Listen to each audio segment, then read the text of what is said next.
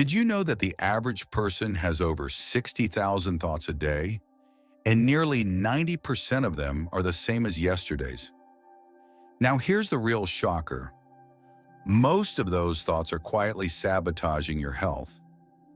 What if your chronic fatigue, your tension, even your mysterious pain isn't coming from age or illness, but from the thoughts you've been repeating silently for years? What if your body isn't sick, but overwhelmed by the noise you've never been taught to listen to? Across temples in the East, monks don't begin healing with herbs or chants. They begin by doing something incredibly simple. They sit, and they watch their thoughts, like clouds passing through a sky they no longer cling to. In the modern world, we chase pills, routines, and fixes. But what if healing was never something you had to chase at all? What if it starts when you simply pause and observe? This isn't about meditation. It's about remembering that your awareness is medicine, and your thoughts are the hidden script your body has been following all along. In this video, we'll uncover the forgotten power of mindful thought watching, rooted in Zen wisdom, supported by science, and designed to awaken your body's natural healing. Let's step into the silence and rediscover the health that's been waiting within you all along. 1. The hidden war inside. When your mind fights your body. Your body doesn't lie, but your mind often does. There's an old Zen parable about a monk named Daiju who struggled for years with illness. Every treatment failed. Every herb, prayer, and ritual brought only temporary relief. But then one night under the full moon, he stopped trying. He simply sat and listened to the chaos in his mind, the racing thoughts, the judgments, the silent screams. And instead of pushing them away, he did something no one had ever taught him. He let them pass. Not fight, not fix, just watch. That was the beginning of his healing. We often think of healing as something the body must do while we wait. But what if healing also depends on the inner atmosphere we create with our thoughts? Your mind might tell you, you're not strong enough. You're running out of time. You're always tired. You're always broken. But your body only knows how to respond to what it's given. And when it's given fear, judgment, and resistance, it doesn't just sit quietly, it responds. It tenses, it contracts, it inflames. This is the hidden war, the battle between your mind's fear and your body's desire to rest. Every negative thought produces a cascade of invisible reactions. Not just bad vibes, but actual tension in muscles, spikes in cortisol, shifts in blood flow, and chronic inflammation. When left unobserved, your thoughts become biological noise, and your body, like a child living in a house full of shouting, starts to tremble and shut down, just trying to protect itself. Here's where the twist comes in. Pain isn't your enemy. It's your messenger. It's not the fire that burns you. It's the smoke alarm telling you something is off. But what do most of us do? We label pain as bad. We fight it. We pop a pill, bury the signal, and wonder why it keeps coming back. This creates a loop. You think a stressful thought, your body reacts with tension, that tension causes pain, and then you fear the pain, which produces more thoughts, and the cycle continues. Zen invites us into a radical reversal. Instead of reacting, we observe. We begin to see pain not as a punishment, but as communication. Just like clouds moving through the sky, our thoughts and discomforts are passing visitors, not permanent truths. There's a simple truth buried in all this. The body and the mind are not separate. They are like water and the moon. One reflects the other. If the mind is chaotic, the body tenses. If the mind is gentle, the body softens. I'll be honest, this isn't always easy. Sometimes the mind is like a toddler with a tambourine in a silent temple. It makes noise just to remind you it's there. But here's what I've learned. The more you fight that noise, the louder it gets. The more you observe it without judgment, the more it settles, like silt drifting to the bottom of a clear glass of water. And that's where the body finally exhales. That's when healing begins. Let me say this clearly, from experience and practice. Healing isn't about erasing pain.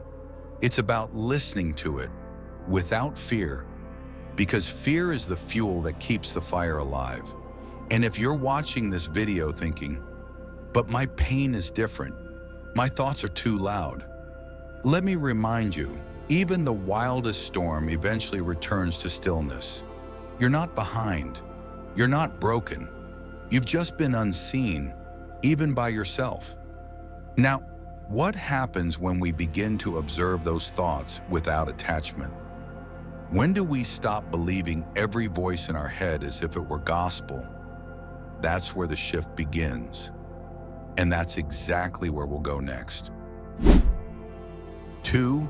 The observer heals. Why awareness changes everything. You are not your thoughts, but they shape every cell in your body. There's a famous story from Zen history about Bodhidharma, the wandering monk who brought Zen to China. A powerful king summoned him and demanded, "Show me a miracle, heal my suffering, give me something real." But Bodhidharma simply replied, "Show me your mind and I will heal it." The king was stunned. "But I cannot find it," he said. Bodhidharma looked into his eyes and said gently, "Then it is already healed." This may seem cryptic at first, but it's a profound teaching on awareness. When we stop being our thoughts and start witnessing them, something miraculous begins. The body softens, the breath deepens, the storm inside starts to clear, not because we fought it, but because we stepped outside of it. You see, the human body responds not only to what you eat or how you move, but to the thoughts you habitually believe. Every anxious loop, every mental judgment, every inner voice whispering, "Not enough," sets off a cascade. Tension in the neck, knots in the stomach, a subtle weakening of the immune defenses. But when you practice awareness, just watching thoughts without grabbing them, they begin to lose their grip. This is not about being passive. It's about becoming deeply present. When your nervous system senses that you're no longer being chased by mental tigers, it shifts from survival to repair, from fight or flight to rest and heal. Here's the twist. The thoughts don't need to stop. That's the myth. The clouds don't need to disappear. But you are the sky, and the sky doesn't chase the clouds. It simply holds them. This inner stillness is not weakness. It's medicine. It gives the body space to return to its natural intelligence. Modern science now confirms what Zen masters knew through silence. When the mind calms, the immune system strengthens. In states of present moment attention, inflammatory markers drop, heart rhythms stabilize, and mirror neurons activate compassion for yourself and others. Your body begins to reflect the inner stillness you've cultivated. Let me offer a gentle metaphor here. Imagine your mind is like a cup of muddy water. If you keep stirring, it remains cloudy. But if you simply let it sit without judgment, the mud settles. Clarity returns, not by force, but by patience. The same is true for healing. When you stop identifying with every worry, fear, or past regret, and start simply noticing them, like leaves floating on a river, your whole system starts to shift. And here's where the magic happens. Not only do you feel lighter, but the physical symptoms you've carried, chronic pain, fatigue, digestive issues, begin to loosen their hold. Because your body's no longer battling your mind. And this isn't just theory. I've watched people carry years of pain suddenly soften, not because they found the right supplement, but because they finally said, wait, that's just a thought. I don't have to believe it today. Stillness isn't the absence of thought. It's the gentle watching of thought without attachment. It's the space between the inhale and exhale, where nothing needs fixing, just witnessing. And let's be honest, sometimes this practice feels frustrating. Your mind will scream, "This is pointless," or "I'm too restless for this." That's okay. That's just more thought. Watch it too. Here's a little humor for you. Trying to silence your mind by thinking harder is like trying to stop a flood by yelling at the water. Not very effective. But stepping back, letting the current flow without trying to dam it, now that's where the magic lies. When you become the watcher, you stop being the victim. You stop saying, "This pain is happening to me," and instead say, "This sensation is moving through me." One feels helpless. The other feels spacious. One tightens the body. The other relaxes it. And as you keep watching, calmly, gently, without judgment, you'll notice something curious. The thoughts get quieter. Not because you silence them, but because you stopped feeding them with attention. And without attention, they fade like morning mist in the sun. So, the real healing. It's not about controlling the mind. It's about freeing the body from its grip. And now that you've learned to observe your thoughts, you might be wondering, what's next? How do you clear what no longer belongs? Because awareness is just the beginning. Let's go deeper, into release, into real letting go. 3. Thought detox, letting go of inner poison. Not every thought deserves your belief. Some are old infections. There's a well-known Zen parable about a monk who traveled the countryside with a heavy sack of rice on his back. Years passed, villages, mountains, storms, and he never let go of that burden. One day, exhausted and sick, he finally opened the bag. It wasn't rice, it was sand. He had carried weight that served no one, not even himself. How many of us are like that monk? We carry decades of thoughts, never questioned, never unpacked. Old judgments from our childhood, fears inherited from parents, harsh words someone once said, a guilt that was never ours to bear. And just like the monk, we don't stop to look inside. We just keep walking, heavier with each step. Your body doesn't just carry muscle and bone, it carries memory, emotional memory. When you suppress a feeling, anger, shame, heartbreak, it doesn't vanish, it waits, and it shows up later as tight shoulders, shallow breath, sudden fatigue, or mysterious aches that medicine can't fully explain. This is not woo-woo, it's simple cause and effect. When you relive painful thoughts without awareness, your nervous system releases stress hormones, muscles tense, inflammation rises, and your digestion weakens. Do that every day for years, and your body becomes a map of what your mind refuses to let go of. Let me make this playful for a moment. Imagine your thirst were food. Some days we eat nourishing soup, kindness, clarity, presence. But on other days, we're binging on mental junk food, resentment, comparison, fear, gossip. No wonder we feel bloated emotionally. If you wouldn't feed it to your body, why feed it to your mind? This is where Zen offers a quiet, radical invitation. Just notice. You don't have to analyze every thought. You don't need to fix them all. Begin by seeing them, like clouds passing, like birds flying across a silent sky. The seeing itself begins to purify the noise. One gentle practice is thought journaling. A few minutes each morning, just to write whatever is moving through the mind, not to judge it, just to release it. Or simply sit, breathe, and ask, is this thought serving me or poisoning me? Another practice comes from meditative inquiry. When a painful belief arises, I'm not enough, nothing ever works out for me, you pause, breathe, and ask, whose voice is this? Often, you'll hear an echo of someone else's wound, not your truth. And here's something beautiful that often surprises people.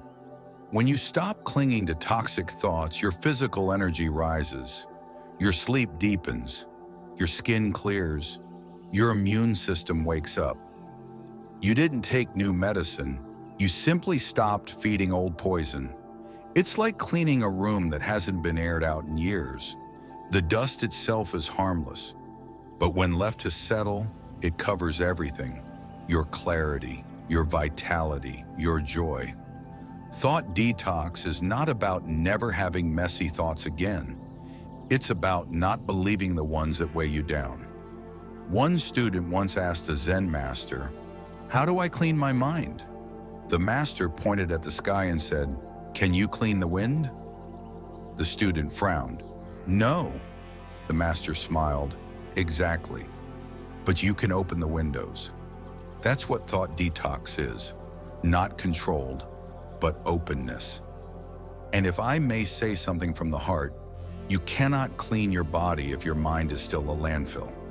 Healing isn't just green smoothies and vitamins. It's noticing what you're mentally swallowing and asking if it's nourishing or just noise. This practice is not a quick fix. Some days the thoughts will rush back louder. But now you've seen the trick. You know you don't have to chase everyone. You can sit still, feel the breath, and let them pass like wind through bamboo. And when you let go of these inner poisons, even a little, you make space. And what fills that space is extraordinary. A softness, a clarity, a life force that's always been there, waiting for you to return. 4. The inner spring. Vitality returns when you stop interfering. You don't need to add healing. You need to stop blocking it. There's a Zen story of a teacher who lived beside a small mountain stream. One season, the water stopped flowing.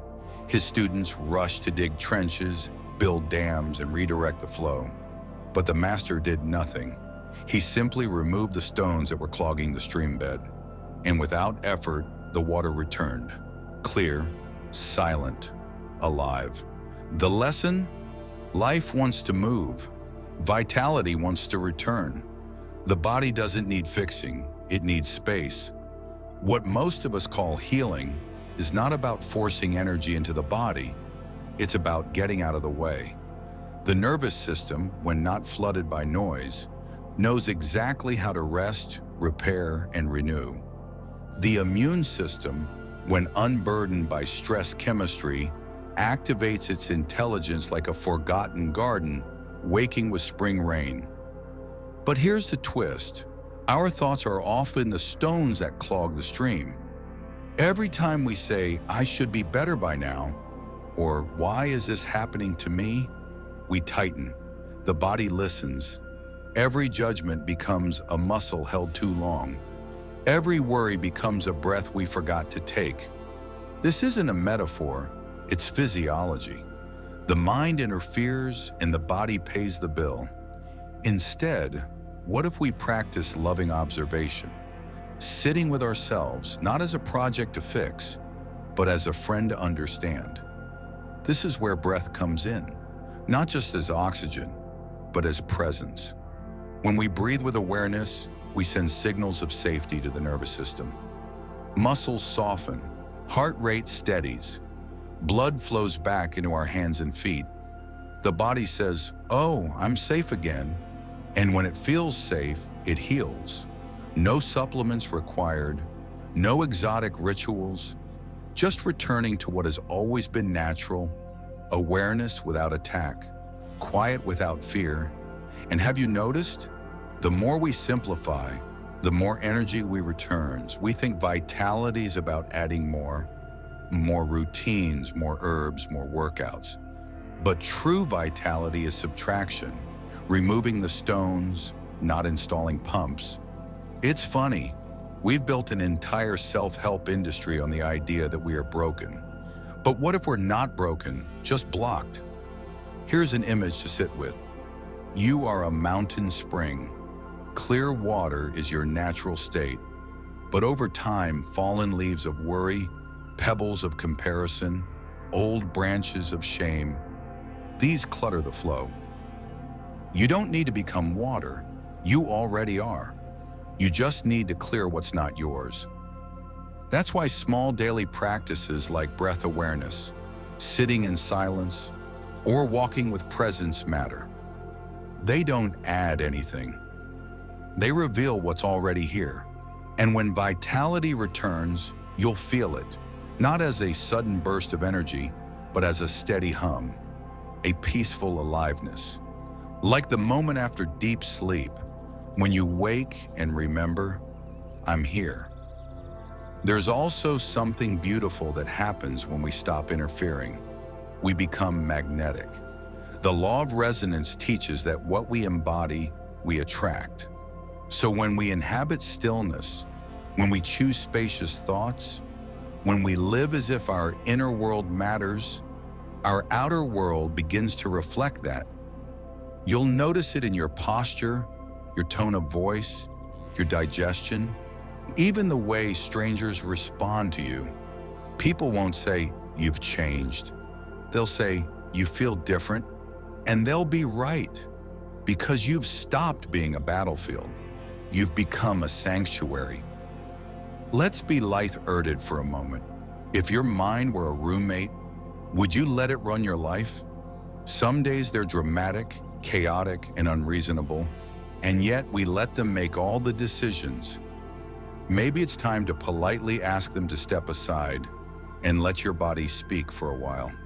From my own experience and from walking beside others, I believe vitality isn't something you chase. It's something you remember. It's the hum beneath the noise, the river beneath the stones. And it returns the moment you stop trying to force it. Now that we've awakened this truth, how do we live it, moment by moment? That's what we'll explore next. 5. Integration practice. Daily mind watching for body healing. One quiet moment can do more than 1,000 pills. A young novice once asked his Zen master, "How often should I watch my thoughts?" The master smiled gently and replied, "Only when you want to heal." That single sentence holds a quiet power, because healing isn't just a result, it's a rhythm we return to each time we pause, each time we observe without judgment. Let's not make it complicated. Watching your thoughts isn't a spiritual performance. It's the simple act of noticing gently what the mind is doing, without rushing to fix, fight, or flee. And over time, this gentle awareness begins to do something profound. It dissolves what doesn't belong. It makes space, and in that space, the body breathes, the heart recalibrates, the nervous system softens. Here's a simple 3-step practice to begin integrating this into daily life. Step 1, pause the autopilot. At least 3 times a day, stop what you're doing for 30 seconds, not to meditate, but just to notice. What thought is looping right now? Where is it sitting in the body? Is your breath shallow or deep? No need to change anything. Just observe, like watching clouds drift across a silent sky. Step 2, name the noise. When a thought arises, try naming it gently. Planning, judging, remembering. This isn't labeling to judge, it's labeling to release. When you name the noise, you step back from it, and that step back gives your body a breath of freedom. Step 3, return to neutral, drop into the breath. Feel your feet, soften your jaw, bring your awareness to a neutral place. The belly rising, the air touching your nostrils, the weight of your body on the chair. This is your center, your medicine-free zone. Come back here often. You don't need a temple. You don't need incense. Your kitchen, your office, even your commute can become places of healing. If presence is there, imagine eating not just to fill your stomach, but with quiet attention to the warmth of each bite.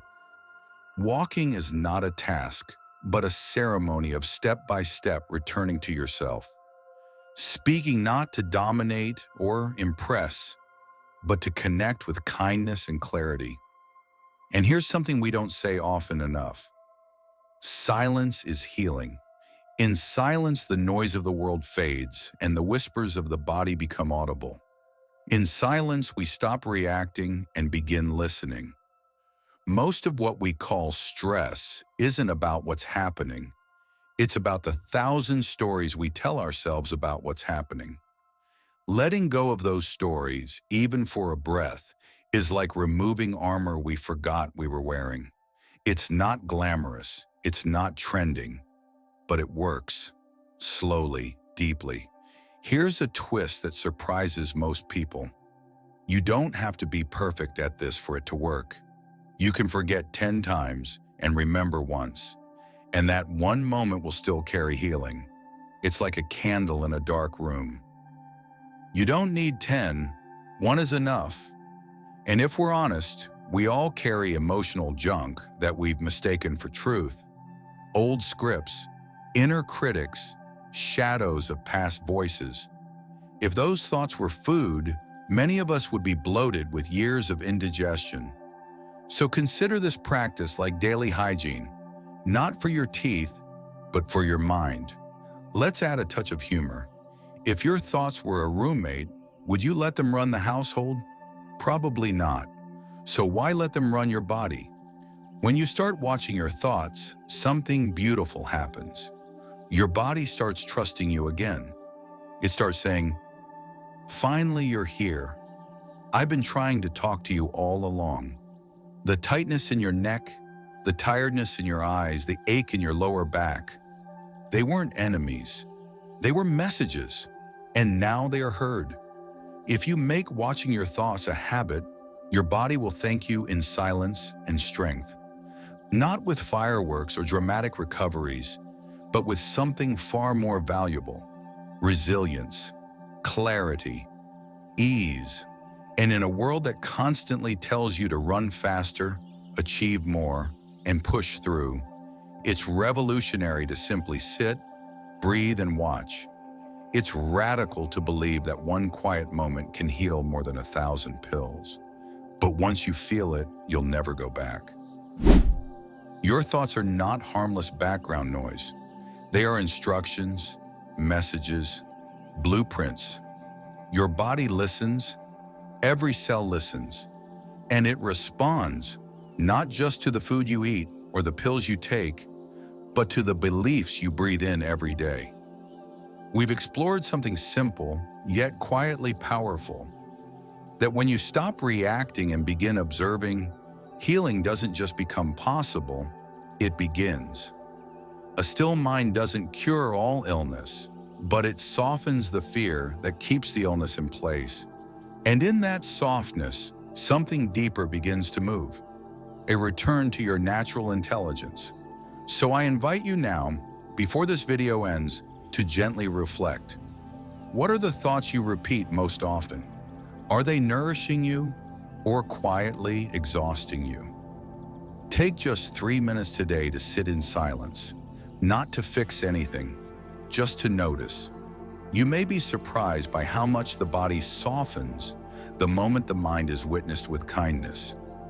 If this touched something deep in you, please don't keep it to yourself. Subscribe to this channel, share this message with someone who needs it, and comment below. What did you notice in your silence today? What thought are you ready to stop believing? You are not alone on this path. Every step you take back to yourself, however small, is sacred. Healing is not a goal. It is who you are, underneath the noise. And we'll be here each week, walking quietly beside you.